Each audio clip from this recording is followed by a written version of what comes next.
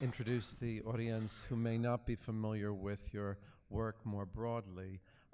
This film touches on so many issues that we find in your nonfiction prose, and certainly for you as a scholar of Proust, these questions of memory, these questions of desire, these questions of place. Some of you may be familiar with the extraordinary memoir about leaving Alexandria, Egypt, the Jewish diaspora, the second Jewish diaspora from Egypt at that time, the extraordinary nonfiction prose works about place, and the number of novels that Professor Aciman has written. I wondered if you could just take a moment for our audience who may not be familiar with your oeuvre to just attempt to maybe situate in a sentence or two how you locate Call Me By Your Name with respect to the rest of your scholarly work and creative work as a novelist and prose writer. You expect that there is a place for it in my entire oeuvre, as they say. There might be. I was born in Egypt, in Alexandria, and for those of you who know Alexandria, or know something about Alexandria, it's a place that's filled with contradictions. And contradictions have always been with me throughout my whole life.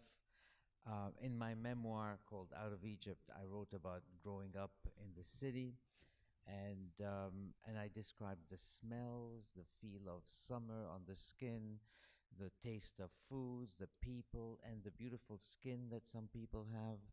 And I wrote about all this, and I especially wrote about the beach. Every day in Alexandria during the summer, you go to the beach. And people have always told me that they couldn't understand how much I loved Alexandria, and so I must have lost something very important in my life. The irony is that I always hated the beach. I never liked the beach. I didn't like most of the foods they gave us. I disliked most of the people I met.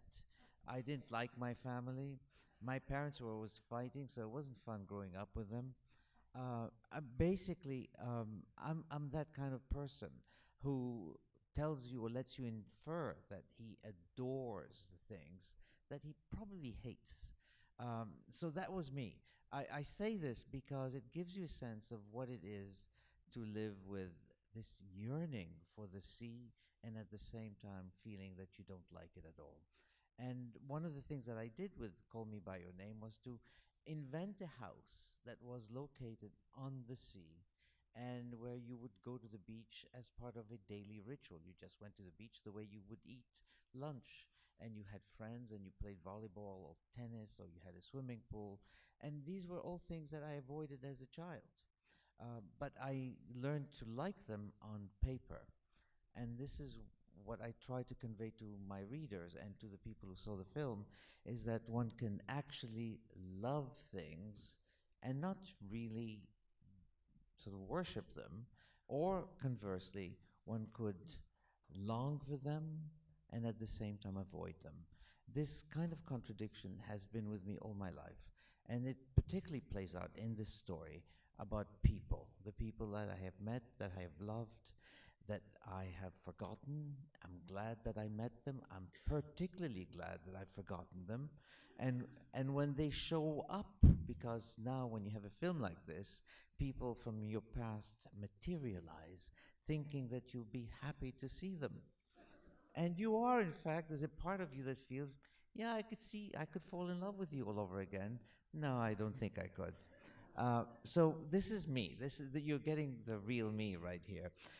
But I created this story because there was a point in my life where people meant so much to me, and it was so difficult to go out and reach out to them because I was tormented by contradiction, inhibition, shyness, a sort of tentativeness about everything I felt, not knowing whether what I felt was real or not. And that's one of the things that I try to convey in the scene when Elio wakes up the morning after they had sex. It's a moment in which most people recognize they never talk about it, but it's this feeling of, why did I do this last night? And many people feel this, but they'll never admit it. Oh, yes, it was terrific. No, it was not. And so I wanted to convey, how can you be in love with someone and at the same time be happy that you'll never see them again? And then moments later, you take your bike and you go out and meet them again because you're dying to be with them again. Well, that was a lovely discourse on that. But what one finds so much, apropos what you've just said, this element of loss and longing, and this element of desire that's so central in all of your works. It so happens that in this particular work, sexuality and coming of age and sexual awakening is central in that journey of understanding desire, understanding longing, understanding loss. And I'm wondering if you could say a bit more insofar as, um, in given the fact that you write on these themes in other ways outside of sexuality, why sexuality and coming of age and sexual awakenings in this particular novel, given the fact that, again, other subjects have been your metaphor of longing, loss, desire, place, etc.? Why sexuality? Why sexual? I have no idea. I mean, you're asking an impossible question. What I can say is that the only thing I will leave behind me when I'm gone, not from Stanford, I meant. No, the thing that I think is the most important about me, and I've always been embarrassed of it, is that I want. I write about wanting because I want things in life. I want people. I want place. I want to move elsewhere. I want so many things. And I've noticed that everything I wanted, whether it was for my childhood or for somebody I love and crave and want to touch, forget about love. I want to touch you. That sense, I mean, all these wants, they all are confluences of each other. They move in and out. So if I'm writing about Alexandria, people think that I want the place again, or my childhood. When I write Call Me By Your Name, they think that I want a man lover. And when I wrote a book called Eight White Nights, they think that I want a woman. Um, but frankly, all I know about myself is that I want things, but this wanting is amorphous. It is fluid. It moves all the time, and I can never quite catch it. Writing, however, is a way of formalizing, of giving a form to that want and trying to arrest it far more than it is arrestable in real life. Well, in that context, then these subjects of identity are so central to your work and certainly central to this particular novel and its adaptation. So we might think both in terms of the resistance to fixed notions of sexual identity as we might understand them, but also this very fluid sense of, well, as a Victorianist, what the 19th century would call Hebrew and Helene, right? These various themes of Jewish identity that recur through your works, and these various tropes of the classical world that are depicted very keenly in this adaptation, but are so very keenly part of your novel as well. So I'm wondering if you could say a little bit about the fluidity of identity, and perhaps, whether it deals with gender and sexuality on the one hand, or that real centrality of Jewish identity in so much of your prose. I don't know that I have a Jewish identity in my prose, but I know that I'm supposed to be Jewish because I was born from Jewish parents, but I've never practiced Judaism. I don't know a single prayer, and I hate religions. Um, oh, uh, I haven't finished. Uh, the thing is that I envy people who have religion. I envy people who worship a nationality. I envy people who love the flag of their country. I envy you because I don't have that. But I don't envy you for more than 3 minutes, okay? In other words, you believe in this stuff? You actually go to this place on Saturdays or on Sundays thinking that somebody's listening up there? No. I don't believe in anything, but I'm going to come back to your issue. I am Jewish, but I've gone to more churches than I've gone to synagogues. In fact, I avoid synagogues because they're closer to me. So, and I was born Turkish. I became Italian. I spoke French at home and only French. And I went to British schools and American schools, and eventually I became an American citizen. What am I? I have no idea. In other words, my religions, my nationalities, my likes and dislikes are fluid.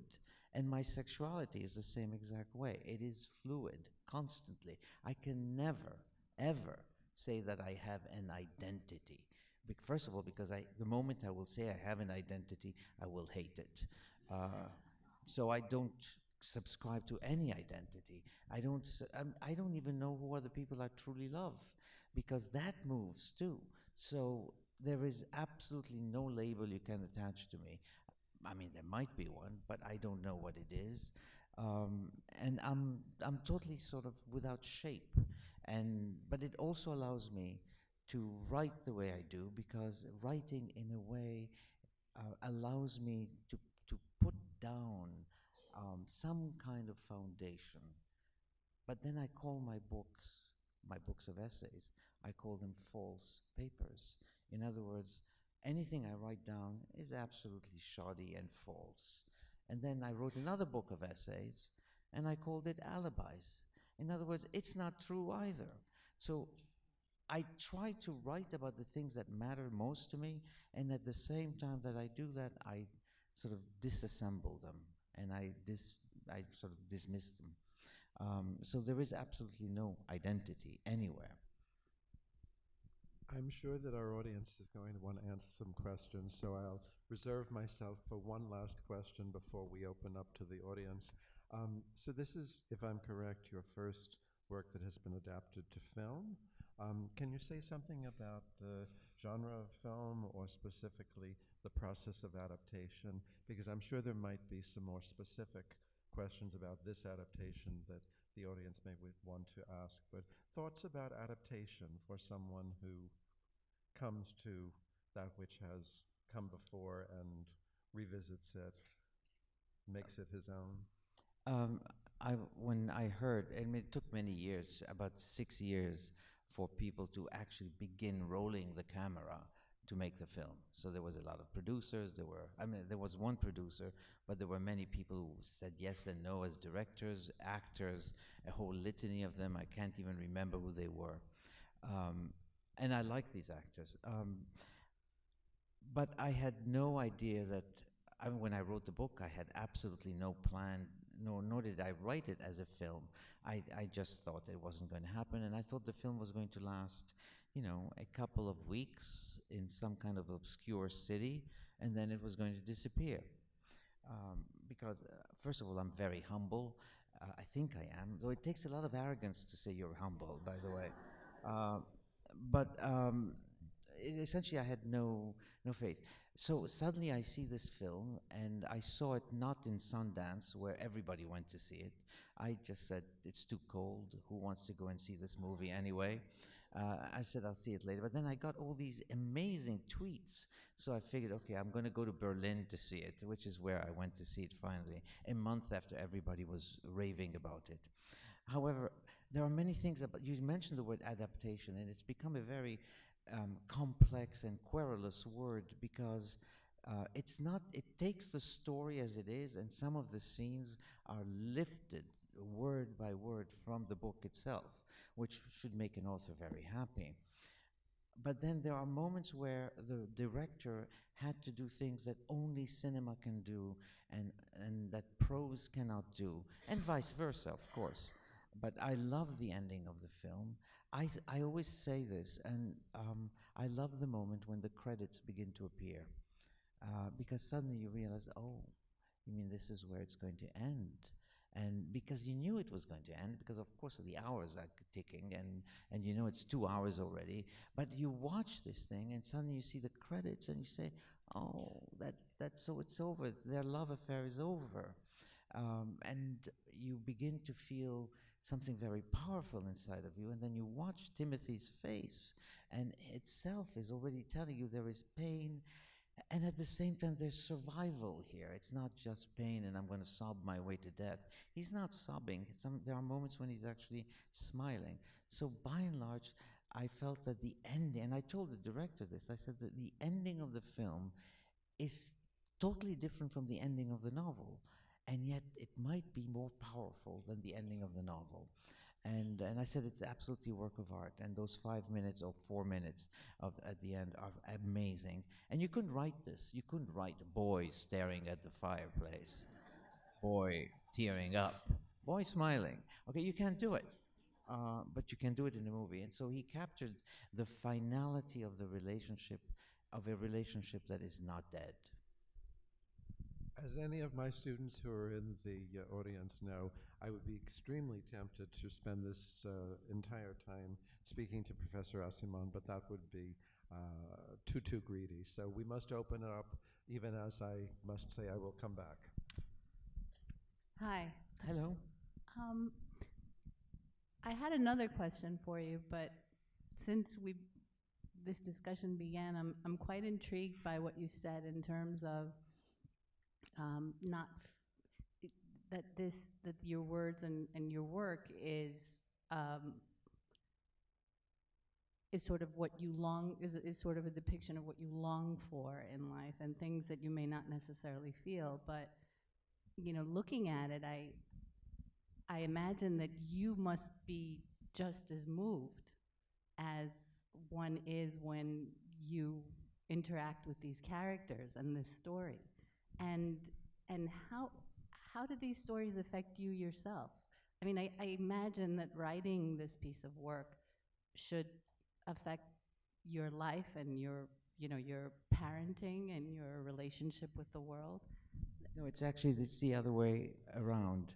It is exactly the other way around because of the person I am and the beliefs I have, because of the father I had, and because I have children. It is precisely because I know some things about such relations that I'm able to articulate and to put them in words. It's not the reverse. For you, it's the reverse because you read a book or you see a film and it hits you. For me, it's the other way around. I have that information sort of muddled in my head, and I need to put it in sort of coherent sentences. And where do I get the stuff from? I get it either from my past or my imagination. And the memory and imagination for me they are totally fluid. They flow into each other constantly, so that I don't know what I remember and what I imagined. But in effect, I am not as moved as people who read the books are, or people who see the film, because I was more working at the actual thing. I was manufacturing it. You are the recipient. So my feelings are there, but they're already sort of sublimated. Whereas in your case, you're experiencing sort of for the first time.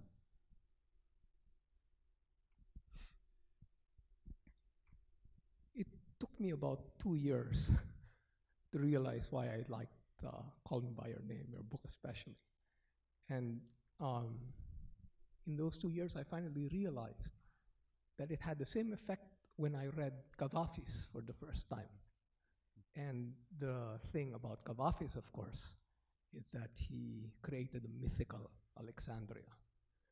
And so when I read your book, I kind of felt that you created in some ways a mythical Liguria, and in some ways also a mythical Rome, because in 2014, for example, that was when I went to Rome, and I actually traced some of your, through the Via Corso and up to the bookstore. And of course, I always wondered whether the bookstore was really there.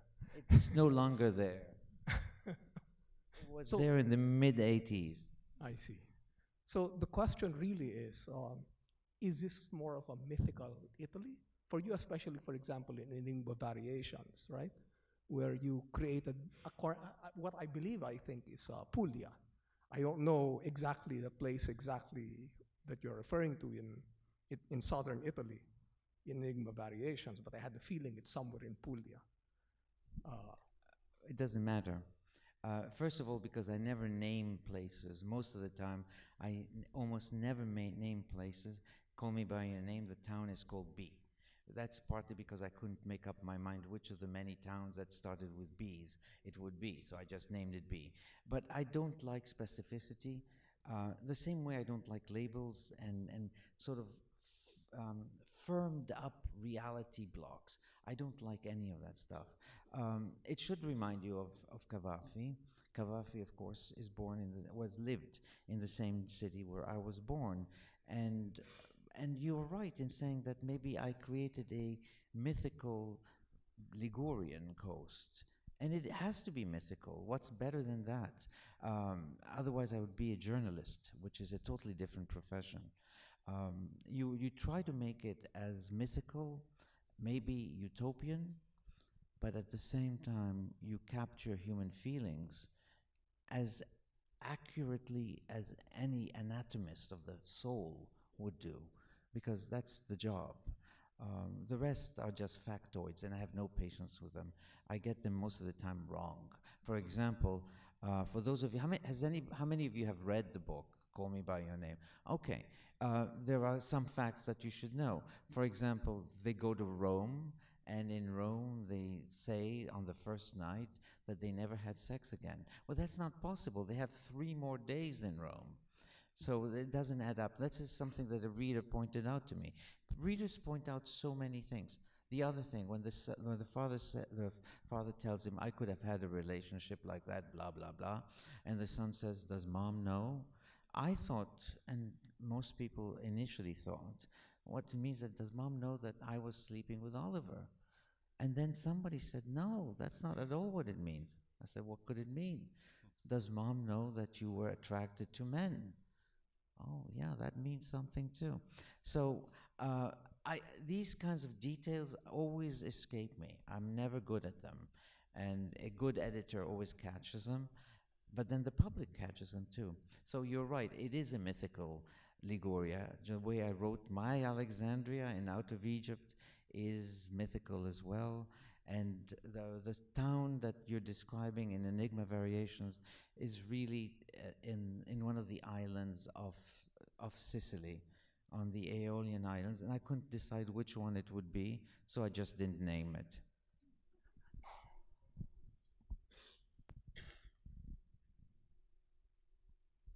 Can you comment on the rumor that I read recently that there's going to be a sequel to the movie, or at least a continuation following the last part of the novel where they reunite 20 years later? You want me to tell you if there's going to be a sequel or not? A movie one? They all say there will be. The director says it. Timothy Chalamet does. Armie Hammer says it. Everybody's convinced. I've written the sequel, but nobody knows anything. So we're waiting. We're all sort of sitting there. Who's going to put their money on the table first? The author, the director, the producer holds the rights. So we don't know. We shall see.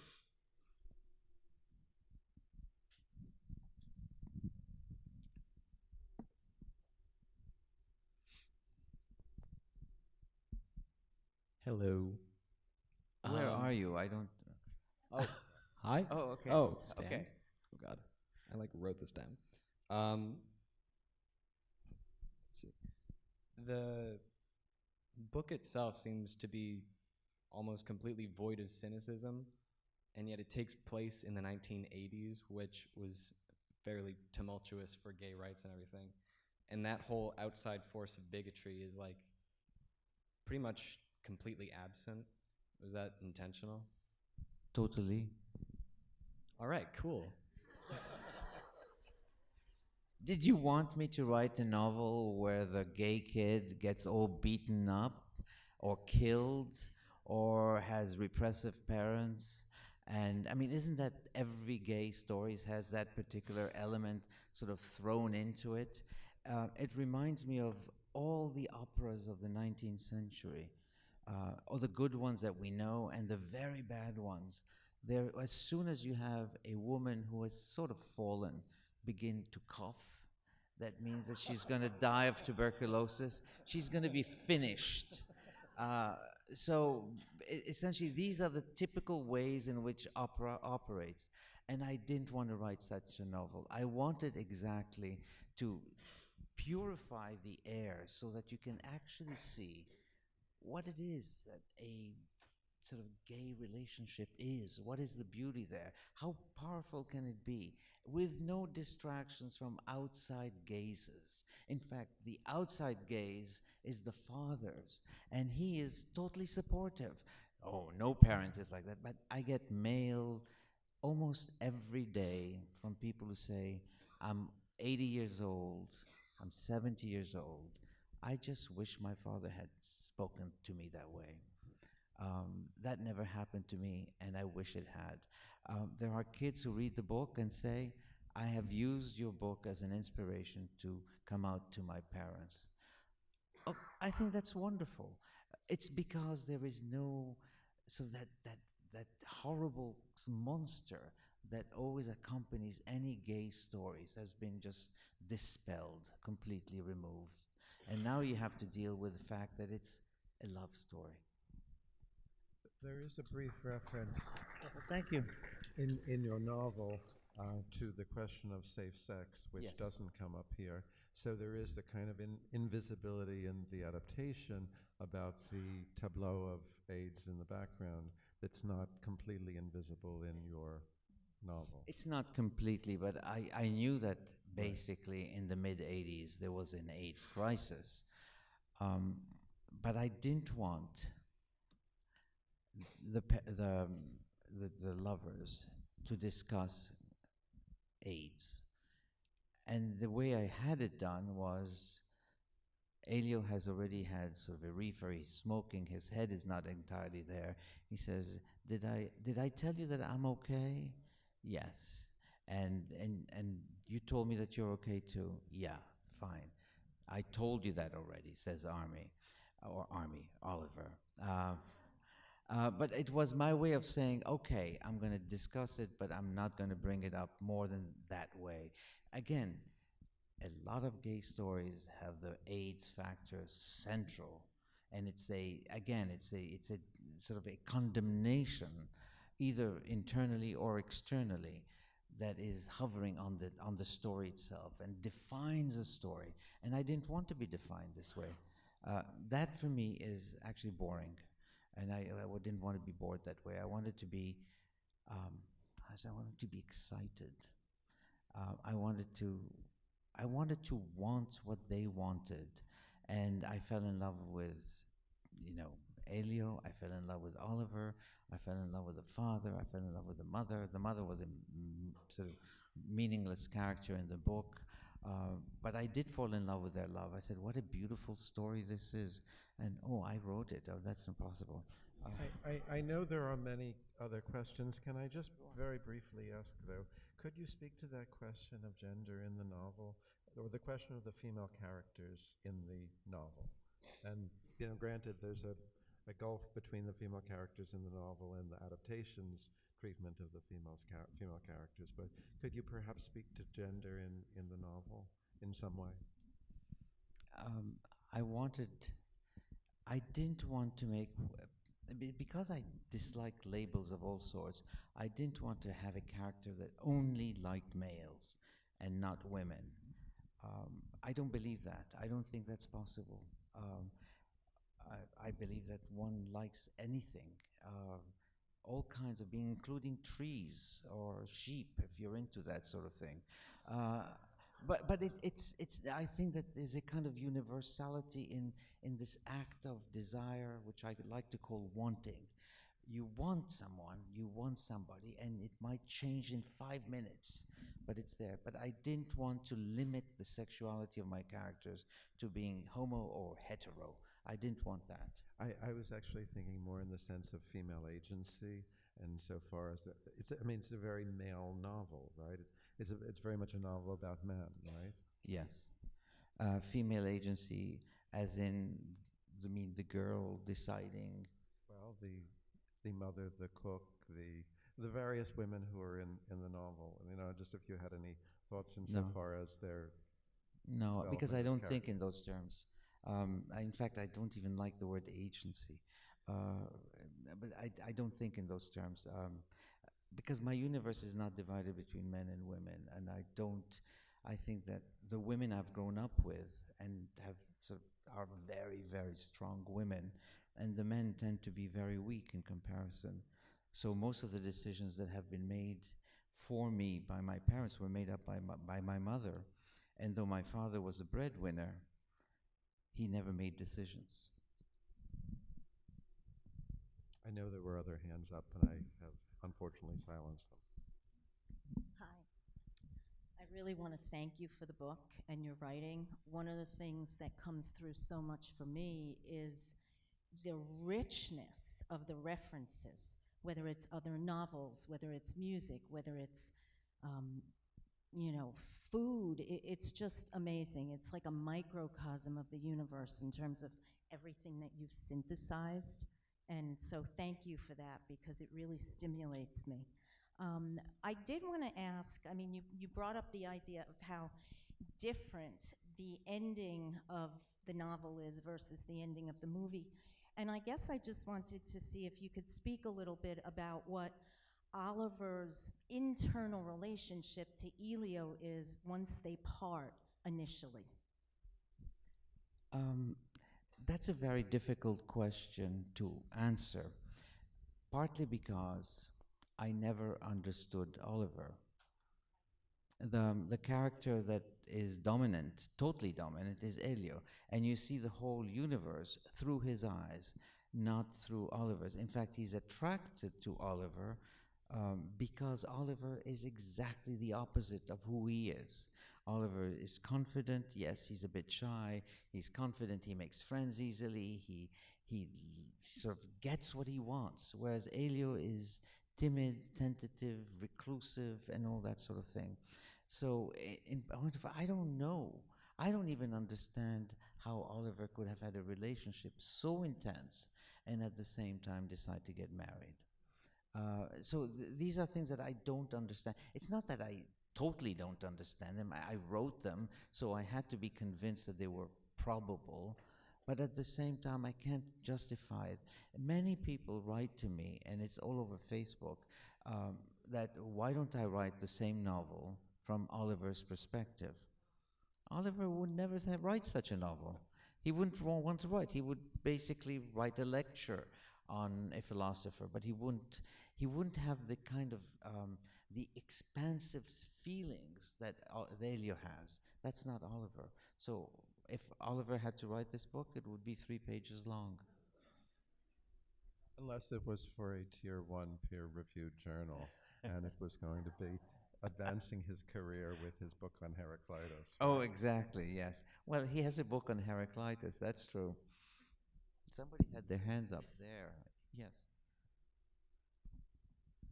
Hi, I don't really have a question for you. I just wanted to really thank you for this novel. Oh, sorry. I don't really know if I really have a question for you. It's more, I just want to thank you for this novel. It means a lot to me. I made the mistake of listening to the audiobook and finishing it before I came here, so this is probably not, so I'm a little teary than the movie. But I think one of the things that you managed to do so well is to touch on the nostalgia of first love. And like for me, when I read the book and I watch the movie, for me I remember my first love, and it brings back memories. But then yet as a parent, I hope I'm the parent like the father is in the book, and also and I think about how lucky my children are going to be because they haven't had their first love yet. And I know you said that you think the ending of the movie is maybe even better than the ending of the book, but meanwhile your book has the best last line of any book I've ever read. So I understand the ending's different because it's 20 years later. So if you guys do a sequel, is it going to stay somewhat true to that beauty that you have in describing the relationship as they move on and they're... Well, you can't do the same thing again. That would be impossible. It would just be impossible. Perhaps we have time for one more question.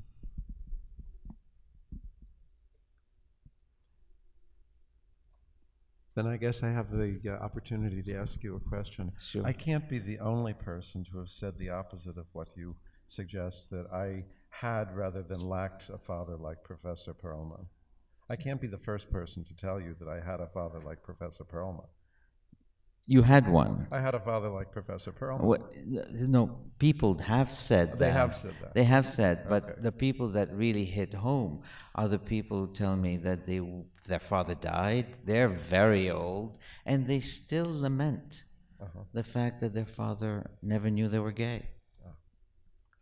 But I'm going to suggest to all of you that even as there's the opportunity to purchase a copy of this wonderful novel and have Professor Aciman sign that outside, that you also take a look at some of his other wonderful works, which are truly satisfying and as rich as this novel is. And we thank you for participating, and we thank Thank you all. Professor Thank you so Aciman. much. And we certainly thank as well the hospitality of the Avon, as well as all our support at the University of Connecticut. Thank you so much. Thank you so much. Thank you. This is beautiful.